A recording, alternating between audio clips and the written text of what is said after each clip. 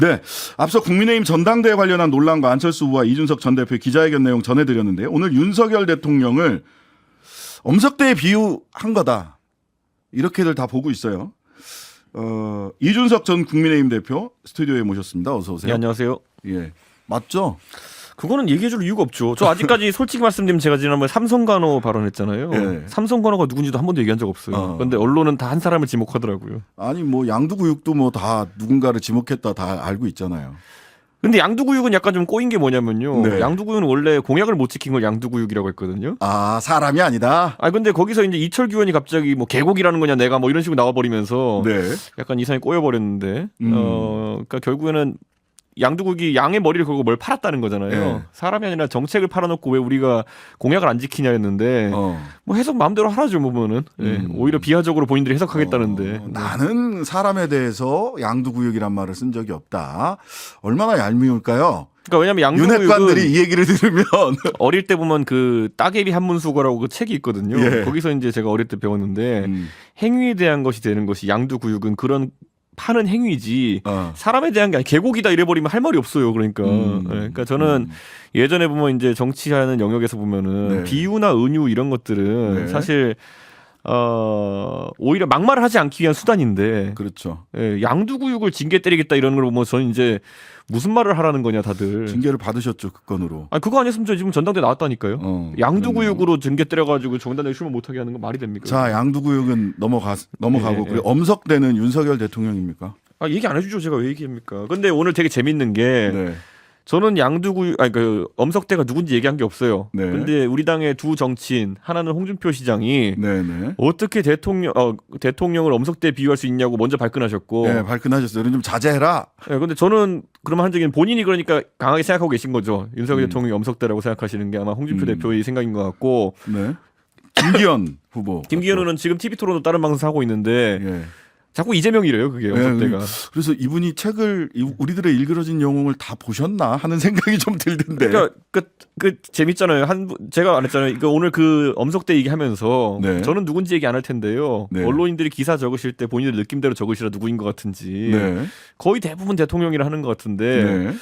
홍준표 대표도 그렇게 얘기하시고 네. 김기현 후보는 이재명이다. 엄석대는. 네. 그래서 이게 뭐가 딱딱 안 맞아요. 김기현 그 엄석대가 이재명이다. 이렇게 하면 그 전체 우리들의 일그러진 영웅 구조에 뭐가 이렇게 딱딱 뭐가 안 맞거든요. 안 맞을 뿐더러 거의 예. 이거를 뭐 듣는 분들 어떻게 살지 모르겠지만은 그 이재명 의원이 엄석대다라는 거는 예전에 대선 때 보면은 그냥 서로 아무 말 대잔치 하다가 뭐 예. 대장동 몸통이 윤석열이다 뭐 이런 것 나왔잖아요. 네. 그런 것도 말이 되는 거죠 그러면은. 그런 것도 말이 된다. 아니 만약 그런 게 말이 되는 거면은 예. 아, 알겠습니다. 자, 그러면은 예. 그 윤핵관들이 그때 이제 가장 먼저 배신한 엄석대를 가장 먼저 배신한 친구들이 있잖아요. 막 예. 선생님한테 새로 선생님 담임 선생님 바뀌니까 가서 막 예. 이러잖아. 예. 그 사람들이 윤핵관이다. 이런 취지로 읽히던데. 그렇게 저는 가장 거기서 먼저 배신한 제가 사람들이 표현은 엄석대 측 핵심 관계자들이 가장 먼저 그런 배신의 행보에 나설 것이다. 엄핵관과 윤핵관이 비슷한 행태를 보일 것이다. 자꾸 저한테 확답을 요구하지 마시고 네. 그 해석은 자유입니다. 아, 네네. 저의 해석에 대해서 뭐 그건 아닙니다라고 얘기는 안 하시네요. 네. 예. 자, 그 아까 이제 홍준표 시장 얘기도 했는데 개고기에 이어 물에 배 엄석대에 비유하냐면서 마음이 급하더라도 자중하라 이렇게 비판을 했어요. 자, 내일부터 투표 시작하는데 이 이준석 특유의 이 노이즈 마케팅 아니냐? 오히려 당원들에게 반발을 일으키지 않겠느냐? 이 노이즈가 대통령을 향한 것이라서 이런 평가도 있습니다. 뭐 해석은 다들 하시고요. 그거는 오늘 그런데 아까 저도 이제 보면 뭐냐면 안철수 대표가 오늘 뭐 기자회견 했다잖아요. 네, 기자회견 하셨죠. 내용 모르잖아요, 사람들이.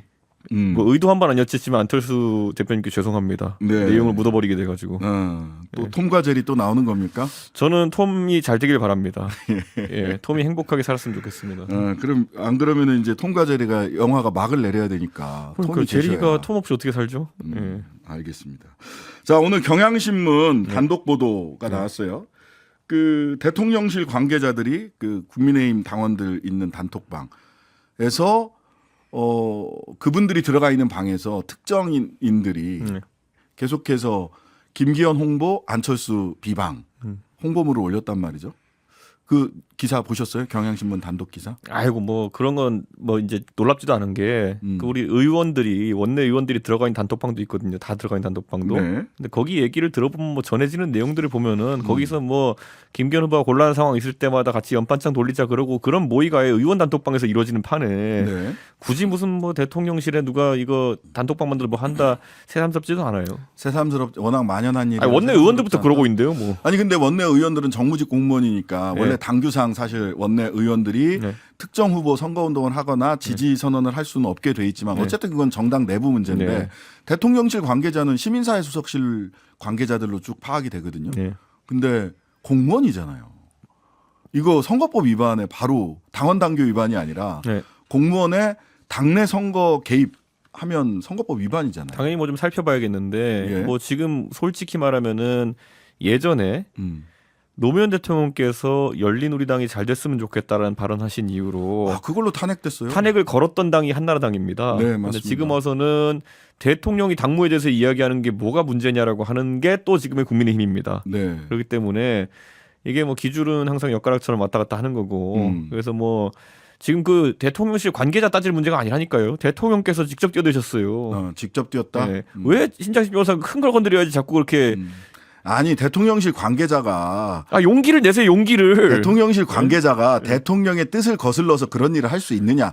지금 빌드업을 하고 있는 거 아닙니까? 아니에요. 원래 그 멸치 잡으러 갈 게 아니라 고래 잡으러 가야 되는 겁니다. 항상. 네. 그렇습니까? 네. 알겠습니다. 자, 안철수 후보 통과제례 얘기 좀 조금 더 해볼게요. 네. 기류가 바뀌었어요. 엊그제부터. 네. 예? 아, 이런 선거 낯설다, 이상하다, 불공정하다, 선관위도 그렇고 윤리심판원인가? 하여튼 선관위 뭐 등등등 해서 대통령실부터 싹 다 불공정하다.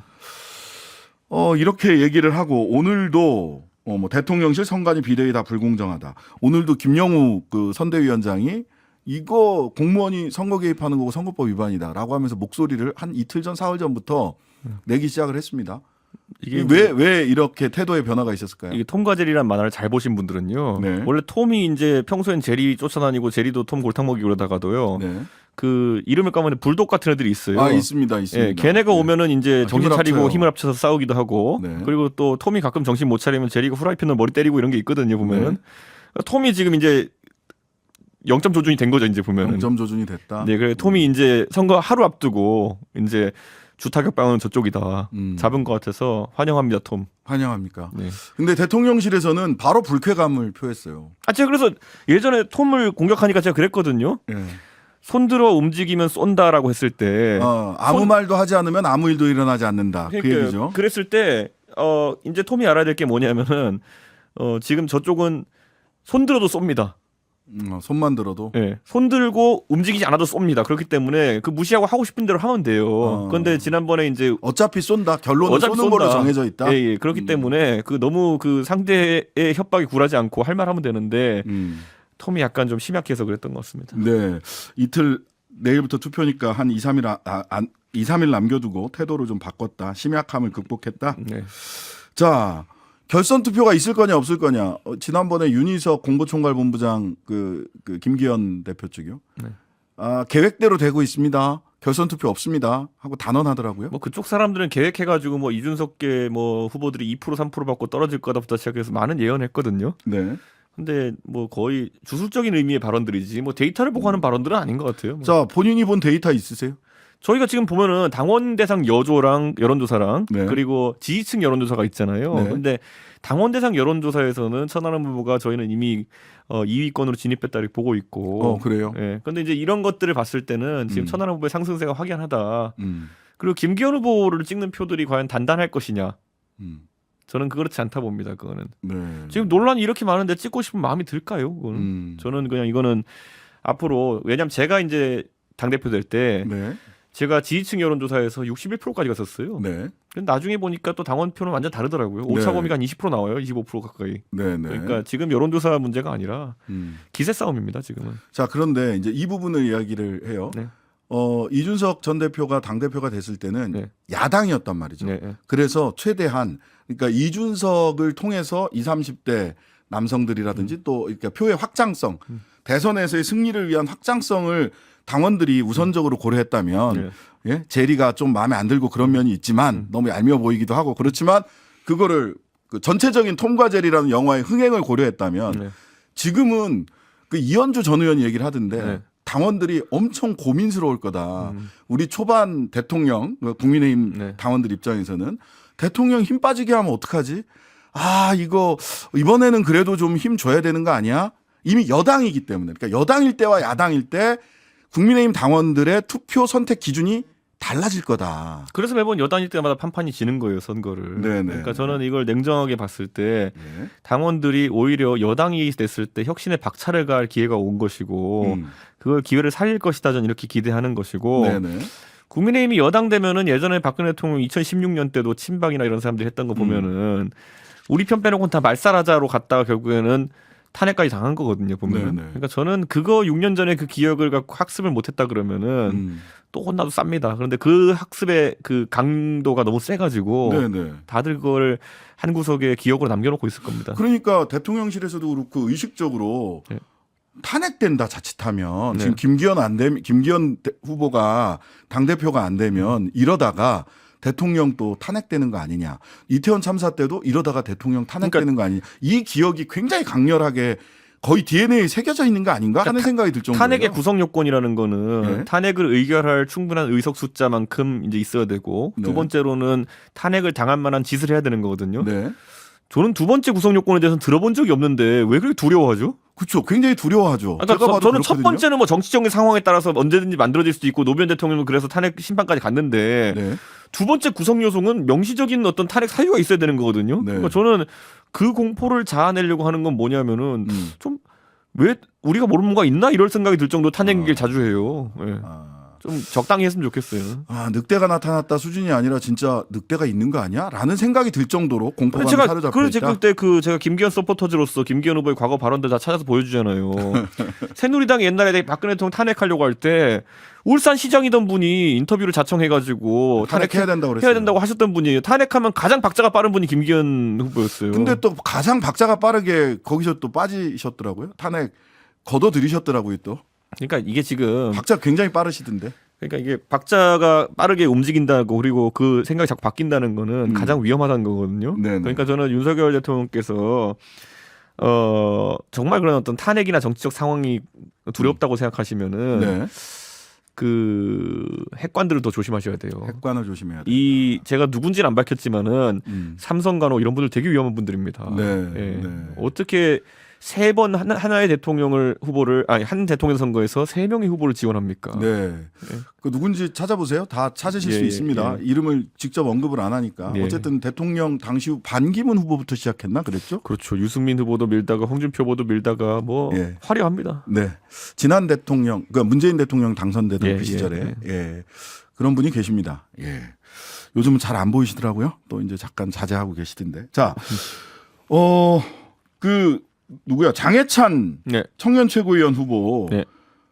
이준석처럼 파렴치하게 살지 않았다. 최근에 그 웹소설 얘기하고 그다음에 그 자동차 드래그 레이싱, 와인딩 뭐 이런 얘기 나오니까 이준석처럼 파렴치하게 살지 않았다. 이렇게 날을 세웠어요. 근데 뭐 사실 장해찬 이사장이 요즘 많이 힘들어하는 것 같아요. 아 그래요? 그러니까 사실 항상 저희 프로에 와서는 자신만만하셔가지고. 그러니까 뭐냐면 이제 신장식 변호사도 그렇지만은 이 방송을 하다 보면은 결국 남에 대한 평가를 되게 많이 하거든요. 그럴 수밖에 없어요. 그러다 보면은 내 스스로를 되돌아볼 시간이 별로 없는 경우도 있는데 이번에 장해찬 이사장이 그런 어떤 이야기를 했는데 예를 들어 본인에 대해서 제기된 의혹들에 대해 가지고는 답을 명확하게 하지 못하고 이제 이준석으로 다 물고 늘어지잖아요.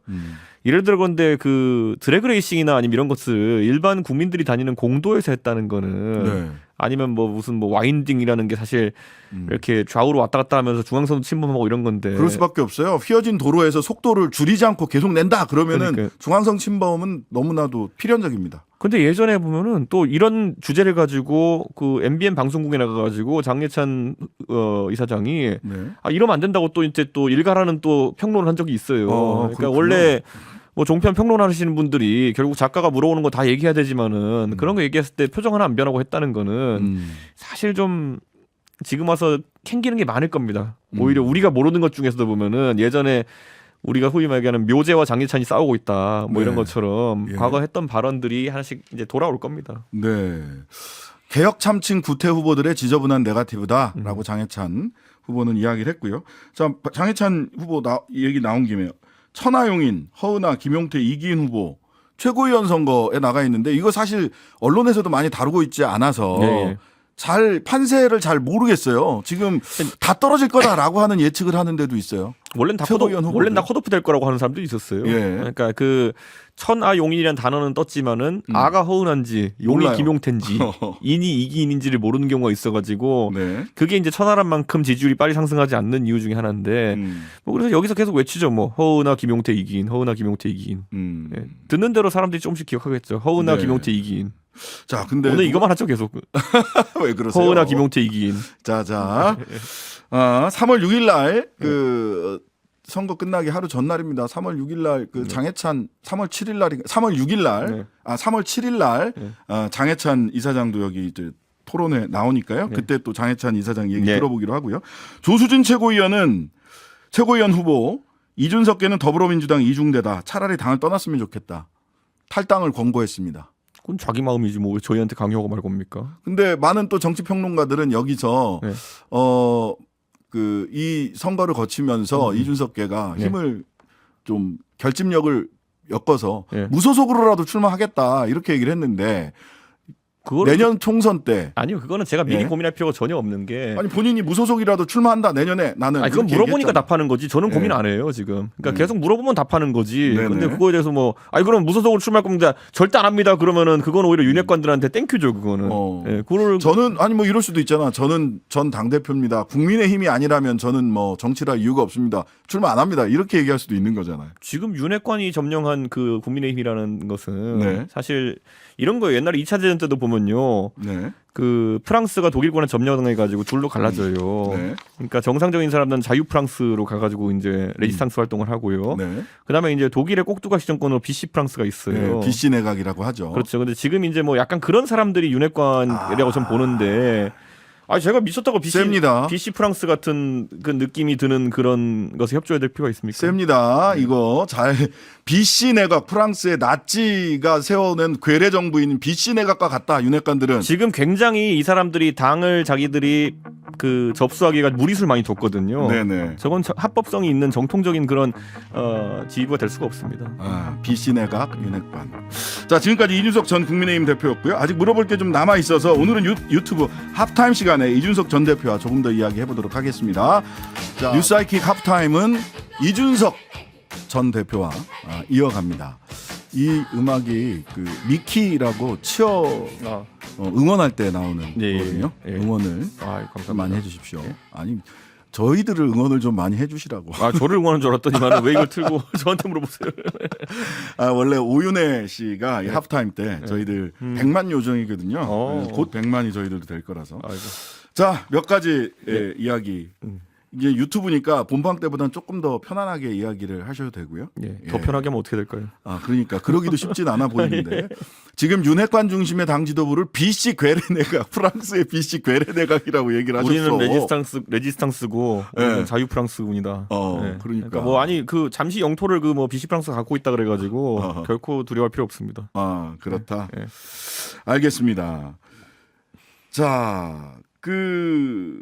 최근에 계속해서 나오는 게 이제 대통령실에 핵심 관계자, 고위 핵심 관계자, 뭐 관계자 발로 해가지고 최근에 그 안철수 후보에 대해서 되게 불쾌감을 표시한 것도 다 핵심 관계자들이에요. 이제 윤핵관이 아니라 대핵관이 생긴 것 같은데.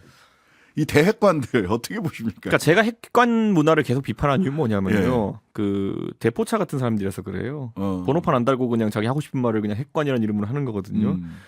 우리가 번호판 달고는 과속 못 하잖아요. 그렇죠. 찍혀서 벌금 날라오니까.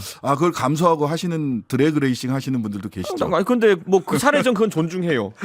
자기가 즐기거나 벌금 내겠다는데 뭐라고 했어요. 실제로 내시더라고. 그래서 이걸 한번 보세요. 그 우리 당에 있는 사람 중에 보면은 예를 들어서 이준석이는 말을 세게 한다. 뭐 막말한 적 한 적 없고요. 세게 한다 이렇게 하는 경우 있는데 자 그럼 똑같은 평가를 받았던 사람 누구냐면 홍준표 시장이에요. 네네네. 자 그럼 홍준표와 이준석의 공통점 뭐냐면요. 저희는 실명 걸고 해요. 실명을 걸고 한다. 근데 말로만 보면은 훨씬 막말에 가까운 걸 하는 게 윤핵관들이 익명으로 하는 것들이에요. 예. 그런데 이제 제가 이렇게 말씀드린 건 뭐냐면은 국민의힘에는 비겁한 익명 문화가 깃들었기 때문에 모든 기사를 보면은 A 의원은 B 의원은이에요. 이름이 없는 사람들이에요. 그러니까 당연히 뭐 사람들이 이름이 기억이 안 남죠. 그러니까 뜨지도 않죠. 그러니까 선거 때만 가면 무명인 거예요, 전부 다. 왜냐 평소에 익명으로 사는 거를 거의 그 신조처럼 하는 사람들이기 때문에. 최근에도 익명 인터뷰가 또 민주당으로도 좀 전파가 돼가지고 그것도 뭐 31명에서 38명 도대체 누군지를 모릅니다. 그 부끄러운 저도 민주당 요즘 보면요, 뭐 이재명 후보에 대한 이재명 의원에 대한 다른 건 모르겠지만은 그거 어떻게 대표 공격한답시고 익명 인터뷰하는 사람들은. 그것도 참 웃기다. 저 얘기하면 얼마나 웃기죠. 저 옛날에 당대표 쫓아낸다고 할 때. 익명 연판장. 나경원 의원은 그래도 연판장 실명이었잖아요. 저는 연판장이 익명이었어요. 그러니까 이 정도면은 다 대포차 끌고 다니고 다 대포폰 쓰는 겁니다, 사람들이. 대포차에 대포폰 문화. 익명 인터뷰. 그러니까 저는 이거는 한번 국민들께서 이 방송 들으시는 분들이 앞으로 익명으로 인터뷰하는 정치인들은 매우 강하게 비토를 하셔야 돼요. 이렇게 책임을 안 지고 공격만 하는 이런 게 내부 총질이거든요. 자, 본방에서 질문이 뭐 나왔느냐면 김기현 후보 땅 투기 의혹 진짜 심각한 건가요? 요새 이제 현장 임장이 또 유행이 됐는데 임장하셨잖아요, 울산. 가보니 어떻든가요? 저는 이렇게 생각해요. 그러니까 다른 거는 뭐 보니까 복잡해요. 근데 한 가지는 39살의 김기현 변호사는 깜짝 놀랐어요. 저랑 같은 나이인데 지금의 저랑 같은 나이인데 그 2억이라는 돈을 맹지에 태우는 거는 두 가지 이유밖에 없다. 첫째, 그 최근 유행했던 드라마처럼 인생 2회차. 인생 2회차. 미래에서 날아와가지고 여기가 개발될 줄 알고 사는 사람. 제2의 송중기. 그렇죠. 그 송중기가 극 중에서는 분당이 개발될 걸 알고 분당 땅을 사놓잖아요. 그렇죠. 떼돈 벌잖아요. 그러니까 그거거나 아니면 두 번째로는 내가 나중에 힘을 가지고 이 땅을 바꿔놓을 수 있어라는 확신 있는 사람이거나. 여기를 맹지가 아니라 돈 되는 땅으로 바꿀 수 있어라는 확신. 그렇죠. 그 둘 중에 하나거든요. 제가 봤을 땐 그래서 김기현 후보가 해명할 때는 차라리 첫째가 낫다. 내가 제2의 송중기다. 그러니까 그게 오히려 나중에 법적인 문제 소지라는 게 없을 것이다. 너무 삐딱하게 보는 거 아닙니까? 둘째로 가면 큰일 나죠. 그러니까 김기현 후보는 IMF 때 고생하는 교회 교우가 부탁을 해서 내가 선의로 사준 거다. 이게 공식적 해명이잖아요. 저 같으면요. 만약에 진짜 교우가 너무 힘들어가지고 하면은 차라리 차용증 쓰고 2억을 빌려주지.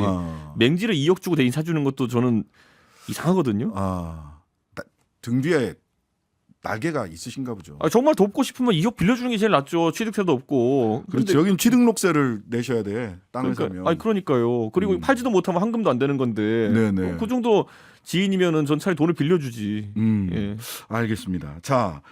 엊그제 제가 SNS 봤는데 대통령 3.1절 기념사 그 보고 오늘 같은 날은 식근론, 식민지 근대화론 이런 거는 하지 말아야 되는 거 아니냐라는 얘기를 하셨어요. 뭐 그건 대통령 얘기라기보다는요. 그 3.1절 되면 제 페이스북 타임라인에 이제 보수 쪽 스피커들이 주르륵 올라와요. 식근론 이런 거, 식민지 근대화론. 이 식근론이라는 거는 일본의 식민지가 됐기 때문에 우리가 근대화가 될 수 있었다. 그러니까 일본한테도 식민지가 꼭 나쁜 건 아니다. 일본한테도 고마워할 부분이 있다. 그러니까 이제 그런 거 이런 거죠. 식민지 근대화론이라는 게. 식근론의 괴를 이루는 걸 보면은 그것 때문에 뭐 상하수도도 생기고 철도도 생겼고 그리고 뭐 보면은 신분제도가 없어져가지고 다 이렇게 뭐 이제 그 결국 한국 시민으로 살았다는 거 아닙니까? 보면은. 그렇죠. 근데 그런 걸 이제 긍정적으로 묘사하는 건데 저는 그게 뭐 학계에선 논의할 수 있다 생각하는데 근데 그게 굳이 3월 1일 날 국민들에게 꼭 대통령이 그러니까 사명감을 갖고 그날 되면 꼭 그 말 하시는 분들이 있어요. 오늘은 식근론 얘기하는 날 3.1절 뭐 이런 게 있거든요. 근데 그건 좀 안 했으면 좋겠다라는 생각 때문에 얘기한 거죠. 그러니까 대통령이 그 보면 연설이 이례적으로 짧았을 뿐만 아니라 사실은 띄어쓰기 빼면 1000자 조금 넘더라고요. 띄어쓰기 포함하면 한 1300자 이렇게 되고 이례적으로 짧은 데다가 3.1절 날 그렇게 뭘 그렇게 자꾸 반성을 하시나. 그 경술국칠이라면 저는 그럴 수 있다고 봐. 근데 왜 이렇게 반성만 하시지? 그날은 3.1절은 나름대로 자주독립하고 민주공화정을 선언한 날인데. 셀러브레이션 데이죠. 네, 그러니까 셀러브레이션 해야 되는 날인데. 저는 이건 생각을 해요. 그러니까 3.1절, 그러니까 윤석열 대통령이 취임하기 전부터 공약으로 한일 관계를 개선하겠다 했다는 건 저는 나쁘지 않게 봅니다. 뭐 그럴 수 있죠. 그런데 한일 관계 개선에 그러면은 시험 과목은 뻔하거든요. 위안부 관련한 문제랑 강제징용 문제를 어떻게 푸느냐 시험 범위는 거기에요. 네. 그 외에 다른 수식어를 아무리 붙여도 일본도 그렇게 기대하지 않고 네. 결국은 그 둘을 어떻게 원만하게 해결하느냐의 문제인데 저는 우선 그걸 일본과 교섭이라는 걸 하기 전에 네. 국내에서 활발한 토론을 붙여봐야 된다 생각해요. 그럼요. 저는 외교는 내치의 연장이에요. 그렇죠. 그래서 저는 국민들이 하나의 마음으로 뭉쳤을 때 일본에 당당하게 이야기할 수 있는 것인데 저는 예를 들어 이런 것도 있어요. 위안부 합의 같은 경우에도요. 네. 전 이게 있어요. 박근혜 정부 때 위안부 합의를 했는데 자 보수 쪽도 예를 들어서 그때 부족했던 점을 이야기해야 되는 것이 네. 그때 위안부 할머니들이나 아니면은 국민들에게 이게 협상이 진행되는 과정이랑 소통하는 게 부족했다. 인정해야 돼요. 네. 그러면 저는 진보 쪽에서도 뭘 인정해야 되냐면은 자 그때 그럼 문재인 정부 돼가지고 그거를 갑자기 들러 없겠다고 선언한 것도 급작스러웠다. 왜냐하면 지금 그 일본과의 협상을 뒤엎었다는 이야기 때문에 네. 외국에선 잘 몰라요 내용을 국내 상황을. 그러니까 피상적으로는 대한민국 정부는 정권이 바뀌면 호떡 뒤집듯이 이렇게 입장을 바꾸는 정부다처럼 되어 있어요. 네. 그래서 저는 이걸 둘을 풀려면은 우리가 여당이니까 먼저 진지하게 그때 과정상에 있어가지고 충분하지 못했던 점을 이야기하고 대신 진보 측에서도 안 되는 협상을 자꾸 주장하지 말라는 거예요. 그러니까 뭐냐면은 그 진보 쪽에서 가끔 얘기하는 걸 보면요, 일본 총리가 와서 무릎 꿇어라 수준까지 가요. 네. 네. 뭐 하여튼간에. 예, 근데 알겠습니다. 그거는 예. 전쟁에서 진 일본에 핵폭탄 떨어뜨려가지고 진 그 당시 일본 제국 정도가 할 수 있는 행동이지 지금 우리가 일본한테 요구한다고 일본이 할 건 아니에요. 그럼 어느 타협점을 찾는 게 중요한데 저는 그런 것에 대해서 정치권이 터놓고 얘기를 해야 된다 봐요. 네, 공론장에서 분명한 토론이 필요하다. 자, 정순신 변호사 낙마 인사검증을 안 한 거냐 못 한 거냐 그리고 누가 책임져야 되느냐. 저도 그 얘기 지적하고 싶은 게 예. 이태원 참사가 벌써 100일이 넘어갔는데 네. 이태원 참사가 누구의 책임이었고 어떻게 개선해야 된다가 결론이 안 나와요. 그러니까요. 어떤 일정 타이밍 넘어가니까 보수 지정에서는 유족들한테 뭐라 하는 분위기로 갔어요. 예. 그래서 저는 이게 이제 흔히는 용두 삼위식 결말인데 저는 이태원 참사와 같은 것이 반복되지 않기 위해서는 적어도 누가 이 사태에 대해 가지고 더 노력해야 되고 어떤 책임이 있었는지를 얘기해야 되거든요. 네. 지금 용산구청장은 사퇴도 안 해요. 지금 구속돼 있는데 사퇴도 안 하죠. 그렇죠. 예. 그래서 보궐선거도 없이 용산구민들은 이제 옥중 결제 받는 구청장으로 이제 버텨야 되는 것이고, 그다음에 그러면 경찰이 책임집니까? 아니죠. 네. 지금 어떻게 보면 거꾸로 유족들만 욕하고 있어요. 그럼 정순신 변호사 낙마 사태 요거는 마찬가지로 용두 삼위식 결론이 안 나려면은 이번에 인사 검증이 어느 단계에서 실패했느냐? 아무도 이 문제 있다는 걸 보고 안 한 거냐? 아니면 보고를 했는데 올라가다 어느 단계에서 묵살한 거냐? 예. 이것 정도는 국민이 알아야 되는 거 아니겠습니까? 아니면 처음부터 하명이 있었던 거냐? 저는 아무 말도 안 했습니다. 아니 그 여쭤봤습니다. 저도 궁금해서. 예.